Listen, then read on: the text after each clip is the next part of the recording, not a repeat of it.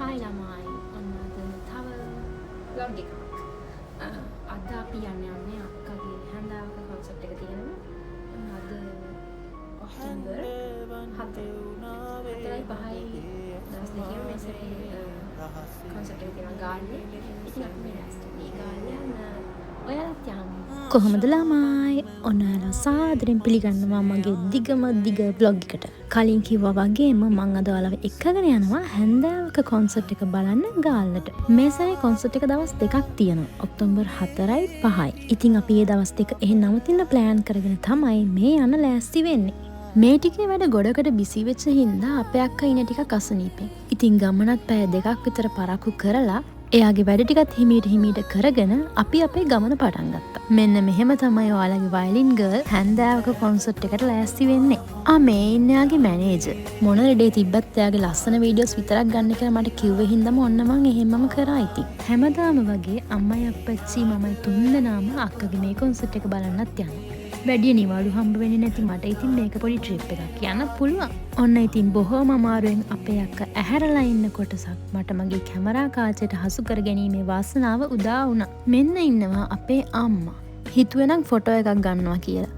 අක්කා කිව්වට පස්සේ තමයි ඔන්න චුට්ටක් hina වුනේ. මෙන්න මේ වගේ නවතින්නේ නැති මහා වැස්සක් මැද්දේ තමයි අපේ ඩ්‍රයිවර් අංකල් අපිව පරිස්සමට ගාල්ලට එක්කගෙන යන්නේ. පැය දෙකමාරෙන් තුනෙන් යන්න පුළුවන් කියලා අප්පච්චි කිව්ව ගමනට අර මහා වැස්ස හින්දාම අපිට පැය 4ක් විතර ගියා.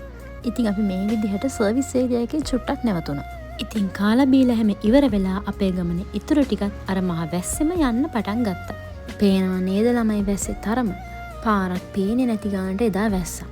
ඉතින් කොහොම හරි කඳු ගැට නැගගෙන පල්ලම් බැහැගෙන අපි අපේ නවාතැන් වලට ළඟා වුණා. මෙන්න මේක තමා අපි අද රැට නවතින්න ප්ලෑන් කරපු අපේ හොටෙල් එක. අපිත් පළවෙනි වතාවට අමාරුවෙන් පාර හොයාගෙන ගිය නිසා එයාලා අපි එනකම බලාගෙන ඉඳලා තිබුණා. ඉතින් මේ යන්නේ එයාලා අපි වෙනුවෙන්ම ලෑස්ති කරලා තිබුණ විලා එක බලන්න. අපි හොටෙල් එකට ආවා. අන්න ඒක තමයි මම කිව්වේ. අපි ඊට ගියා කියලා වැස්ස නම් නැවතුනේ නැහැ. චූටි වැස්සක් තිබුණා. ඒ වැස්ස නවතී කියන බලාපොරොත්තුවෙන් අපි අපේ ඉතුරු වැඩ ටික ප්ලෑන් කරා. ඔන්න මම මේ ඔයාලව එක්කගෙන යන්නේ චූටි රූම් ටුවර් එකක්. වැරදුනා. මේක විලා එකක් නේ ළමයි. මේක දැක්ක වෙලේ ඉඳන් අපේ අක්කා කියනවා එයාගේ රූම් එකක් මේ විදියට හදලා ඕනෙලු. අනේ මන් දන්නේ එයාටත් හැදෙන ලෙඩ. හැබැයි ඉතින් බලාගෙන යනකොට මගේ රූම් එකත් මේ විදියට හදලා ඕනේ වගේ පොඩි ලෙඩක් මටත් ආවා. ඩබල් බෙඩ්ස් 2යි සෝෆා එකයි බාත්රූම් එකයි චූටි කිචන් එකකුයි එක මේ තැන හරිම ලස්සනට අරේන්ජ් කරලා තිබ්බා. අපි දෙන්නා ඉන්න ප්ලෑන් කරන් ඉන්න අන්න අතන උඩ අර ඉන්නේ. පේන්නේ නැහැ. අන්න ඒක තමයි මම මේ විලා එකේ තියෙන ආසම කොටස. මොන ලෙඩේ තිබ්බත් මම මොකක් හරි වීඩියෝ එකක් ගන්න හදනකොටම මෙන්න මේ විදිහට ඉස්සරහට අවිලා පනිනවා ඉතින්. මන්නම් මේ තැනට හරිම ආසයි ළමයි බලන්නකෝ ඒකේ තියෙන ලස්සන. මං හිතන්නේ අප්පච්චි අක්කයි මේක බුක් කරනකොටවත් මෙච්චර ලස්සනයි කියලා නම් හිතන්න නැතුව ඇති. කොන්සර්ට් එක පටන් ගන්න තිබුණේ රෑ 7ට. අපි හොටෙල් එකට එනකොටත් වෙලාව 5යි කාලට විතර ඇති. මේ සැරේ හැන්දෑවක කොන්සර්ට් එක බලන්න ගාල්ලට ලොකු සෙනගක් ඇවිල්ලා තිබුණා. ඒ නිසා ලොකු ට්‍රැෆික් එකක් තියෙනවායි කියලා ආරංචිය ආව ගමන් අපි ඉක්මනට කොන්සර්ට් එක තියෙන තැනට යන්න පිටත් වුණා. මේ වෙද්දි නම් අර මහ වැස්ස පොඩි පොද වැස්සකට හැරිලා තිබුණා. ඔන්න ඉතින් තියෙනවා හැන්දෑවක කොන්සර්ට් එකේ බෑක් ස්ටේජ් මූවමන්ට්ස්. හැබැයි ළමයි මේ වෙලාව වෙද්දි නම් අර වැස්ස කොහෙන් ගියාද කියලා නැහැ. මේක තමයි අපේ අක්කා සවුන්ඩ්ස් චෙක් කරන වෙලාව. ඉතින් කොයි වෙලාවෙ මට කතා කරයිද කියලා මම පිටිපස්සටලා බලාගෙන හිටියා. මං හොඳටම දැකපු දෙයක් තමයි ළමයි හැන්දෑවක කොන්සර්ට් එක බලන ඉන ක්‍රවුඩ් එක එන්නම වැඩි වෙනවා. අන්න ඒක නිසා වෙන්න ඇති මේ සැරේ ගාල්ලේ කොන්සර්ට් එක දවස් 2කට ප්ලෑන් කරලා තිබුණේ. ඔන්න ඉතින් හැමදාමත් වගේ අපේ අක්කගේ මදුසරයියගේ සෙෂන් එකෙන් හැන්දෑවක කොන්සර්ට් එක පටන් ගත්තා.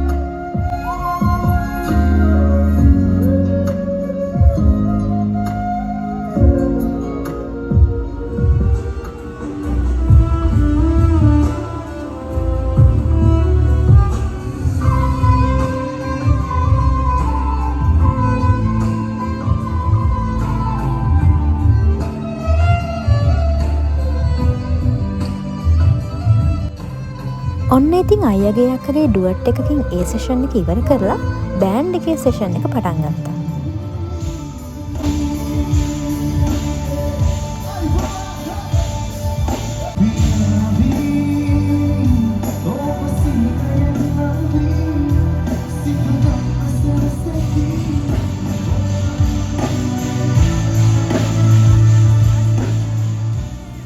දැන් මගේ ඩියුටි ඕෆ්.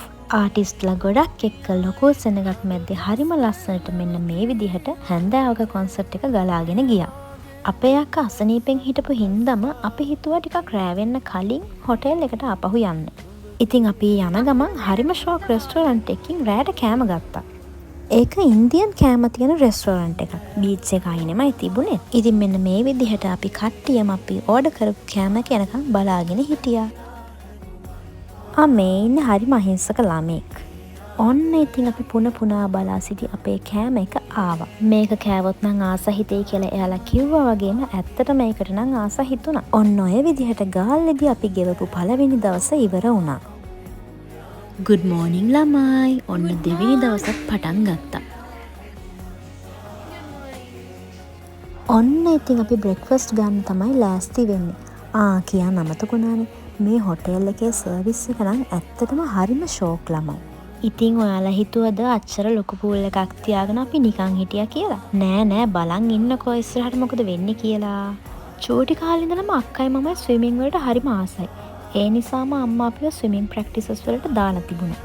හැබැයි ඉතින් කළු වෙනවා කියලා අපේ අම්මා මගේ ස්විමින් නැවැත්තුවා. ඉතින් ළමයි හරිම සෝචනීයයි මට පීනන්න නම් බෑ. ඔන්න ඔතන ඉඳගෙන අපේ අක්කා මගෙන් අහනවා අපි දැන් මේ බස්සේ ඩීප් එන්ඩ් එකටද කියලා. එයාට නම් ඇත්තටම ස්විමින් පුළුවන්. හැබැයි ඉතින් ටිකක් කොටයිනේ. අන්න ඒකයි ප්‍රශ්නේ. ඔන්න ඉතින් ලන්ච් ටයිම් එකත් ආවා. දැන් ඉතින් ඔයාලා හිතන්න එපා අපි කණ එක විතරමයි කරන්නේ කියලා. හරිද? අපි මේ ඉක්මනට කාලා ලෑස්ති වෙන්නේ හැන්දෑවක දෙවෙනි කොන්සර්ට් එකට අක්කව එක්කගෙන යන්න. ඉතින් මෙන්න මේ විදිහට අපි ඔක්කොම බඩු ටික පැක් කරගෙන හොටෙල් එකකින් පිටත් වුණා. ඇත්තටම අපි හිතාගෙන හිටියේ උදේවරුේ ගාල්ල ටවුන් එකේ චුට්ටක් ඇවිදින්න. ඒත් අපේ අක්කට අසනීප නිසා අපි ඒක කැන්සල් කරලා එයාට පොඩි රෙස්ට් එකක් දුන්නා. හැබැයි අපි වේලාසන හොටෙල් එකෙන් පිටත් වෙච්ච නිසා පොඩි වෙලාවක් ඇවිදලා අපිට ඕනේ කරන දේවල් අරගත්තා. ඔන්න ඉතින් අපි ආපහු කොන්සර්ට් එක තියෙන තැනට පිටත් වෙන්නයි යන්නේ. අපි දැන් මේ විදිහට හැන්දෑවක ඩිසයිනර් හම්බෙන්න හායි. මම තමයි යාගේ ඔෆිෂියල් ෆොටෝග්‍රැෆර්. සමවෙන ෆොටෝ නෙමෙයි වීඩියෝග්‍රැෆර්. අපි දෙන්න එකතු වුණොත් ඉතින් මේ වගේ කෝලම් තමයි. ඔන්න දැන් පෙන්නන්නේ වගකිව යුතු මැනේජර් කෙනෙක් විදියට මම වැඩ කරන හැටි. ඔව් ඉතින් පොඩි ලොකුකමක් තමයි කියෙව්වේ. කොන්සර්ට් එක පටන් ගන්න තව විනාඩියයි තියෙන්නේ. ඔන්න මේ ක්ලිප්ස් ටික ගෙනාවේ හැන්දෑවක කොන්සර්ට් එක බලන්න ඉන්න බැරි වෙච්ච ඔයාලට.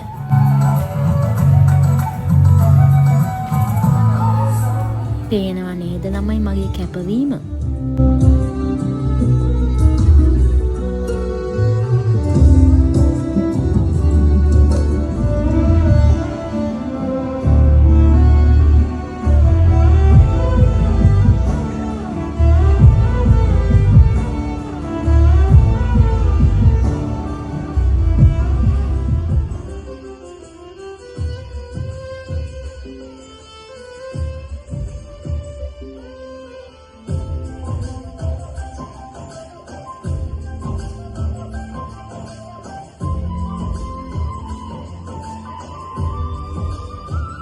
ඉතින් මාධවය දෙවෙනි දවසේ හැන්දෑවක කොන්සර්ට් එක මෙන්න මේ විදිහට පටන් ගත්තා.